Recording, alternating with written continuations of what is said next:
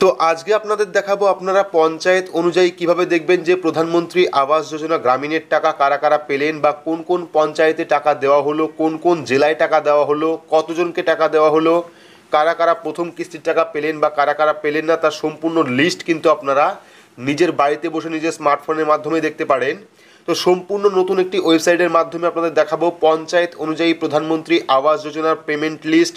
তো ভিডিওটি প্রত্যেকের জন্য খুবই গুরুত্বপূর্ণ, অবশ্যই শুরু থেকে শেষ পর্যন্ত দেখবেন। ভিডিওটি ভালো লাগলে লাইক করবেন, চ্যানেলটিকে সাবস্ক্রাইব করে পাশে রাখা বেল আইকনটি প্রেস করে নোটিফিকেশন অল করে রাখবেন, সবার সুবিধার্থে ভিডিওটি শেয়ার করবেন। তো চলুন শুরু করি।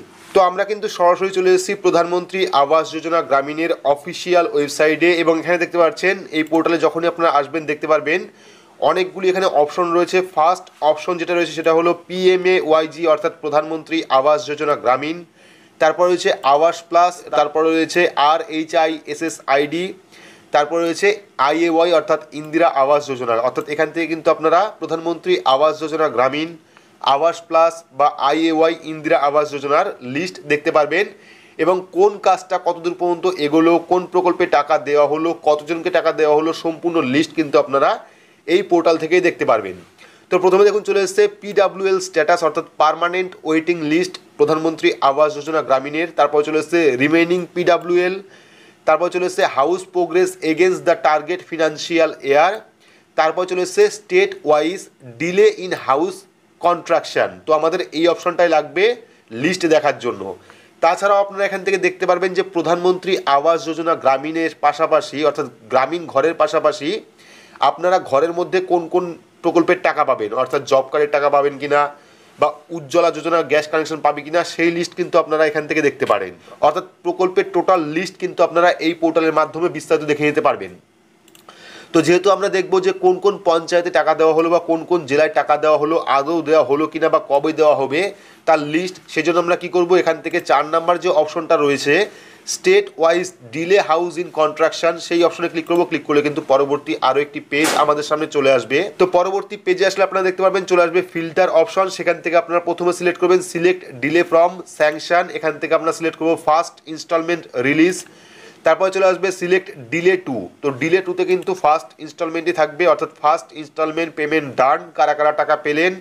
তারপর চলে আসবে ফিনান্সিয়াল ইয়ার, তো এখান থেকে আমরা ফিনান্সিয়াল ইয়ার 2022-2023 সিলেক্ট করব। সিলেক্ট করার পর চলে আসবে স্টেট, তো এখান থেকে আমরা রাজ্য সিলেক্ট করব। এখান থেকে আমরা ওয়েস্ট বেঙ্গল সিলেক্ট করে নিচ্ছি। সিলেক্ট করার পর চলে আসবে এখানে চলে আসবে ডিস্ট্রিক্ট, তো এখান থেকে আমরা জেলা সিলেক্ট করে নিচ্ছি নদিয়া। তো ডিস্ট্রিক্ট সিলেক্ট করার পর চলে আসবে ব্লক নেম, তো এখান থেকে আমরা ব্লক নেম সিলেক্ট করলাম। তো ব্লক নেম সিলেক্ট করার পর চলে আসবে ক্যাটাগরি, তো এখান থেকে ক্যাটাগরি আমরা কি সিলেক্ট করব, চাইলে আপনারা SC ST মাইনরিটি বা আদার্স সিলেক্ট করতে পারেন, বা চাইলে আপনারা অল ক্যাটাগরি সিলেক্ট করে সাবমিট অপশনে ক্লিক করবেন। ক্লিক করলে কিন্তু আপনার জেলার সম্পূর্ণ লিস্ট চলে আসবে যে আপনার জেলাতে কোন কোন পঞ্চায়েতে টাকা ঢুকলো প্রধানমন্ত্রী আবাস যোজনা গ্রামীণের, বা কোন কোন জেলায় টাকা ঢুকলো তার সম্পূর্ণ লিস্ট কিন্তু চলে আসবে। দেখতে পাচ্ছেন চলে এসেছে এখানে serial number, panchayat name, total পঞ্চায়েতের নেম চলে এসেছে, অর্থাৎ এই জেলায় বা এই ব্লকে যতগুলি পঞ্চায়েত রয়েছে সম্পূর্ণ লিস্ট কিন্তু চলে এসেছে। পাশাপাশি চলে এসেছে ফার্স্ট ইনস্টলমেন্ট রিলিজ, অর্থাৎ এখনো পর্যন্ত কিন্তু একটাও টাকা রিলিজ করা হয়নি। দেখতে পাচ্ছেন টোটালি কিন্তু শূন্য হয়ে আছে,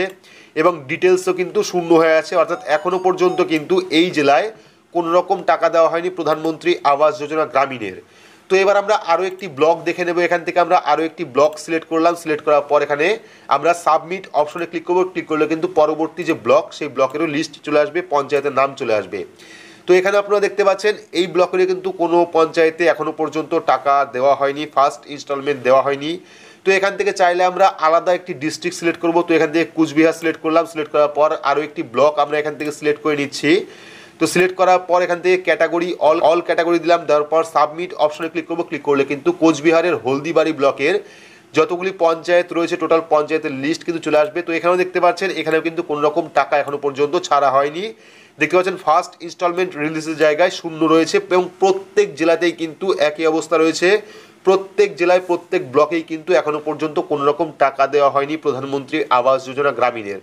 তার কারণ কি রয়েছে, কারণ কিন্তু বর্তমানে এখন কেন্দ্রীয় টিম পাঠানো হচ্ছে ইনকোয়ারির জন্য, যাবতীয় কাজের জন্য, সেজন্য কিন্তু এখনো পর্যন্ত প্রধানমন্ত্রী আবাস যোজনা গ্রামীণের বা আবাস প্লাসের কোনো রকম ইনস্টলমেন্টের টাকা দেওয়া হয়নি এখনো পর্যন্ত। ওয়েবসাইট অনুযায়ী এবং গভর্নমেন্টের ইনফরমেশন অনুযায়ী এখনো পর্যন্ত কিন্তু কোনো রকম টাকা কোনো জেলাতে বা কোনো ব্লকে পাঠানো হয়নি। আপনারা দেখতে পাচ্ছেন টোটালে কিন্তু 0 হয়ে আছে। চাইলে আপনারা এখান থেকে আরও ডিস্ট্রিক্ট বা ব্লক সিলেক্ট করে দেখতে পারেন, প্রত্যেকটাতেই কিন্তু 0 দেখাবে। আমরা 3টে ব্লক দেখালাম বা 2টো ডিস্ট্রিক্ট দেখালাম, সেক্ষেত্রে কিন্তু প্রত্যেকটাই 0 আসছে। তো এখান থেকে আমরা আরও একটি ব্লক সিলেক্ট করলাম, দক্ষিণ 24 পরগনা বা উত্তর 24 পরগনা সিলেক্ট করার পর এখান থেকে আমরা আরও একটি ব্লক এখান থেকে সিলেক্ট করব। সিলেক্ট করার পর এখানে আমরা ক্যাটাগরি অল ক্লিক করে এখানে সাবমিট অপশনে ক্লিক করব। ক্লিক করলে কিন্তু এই নর্থ 24 পরগনার যে ব্লক, সেই ব্লকে টোটাল পঞ্চায়েত চলে আসবে এবং দেখতে পাচ্ছেন এখানে টোটাল পঞ্চায়েতটা চলে এসেছে। কিন্তু পঞ্চায়েতে এখনও পর্যন্ত যাদের নাম স্যাংশন হয়েছে সেই পঞ্চায়েতে কিন্তু 1 টাকাও এখনো পর্যন্ত রিলিজ করা হয়নি ফার্স্ট ইনস্টলমেন্টে।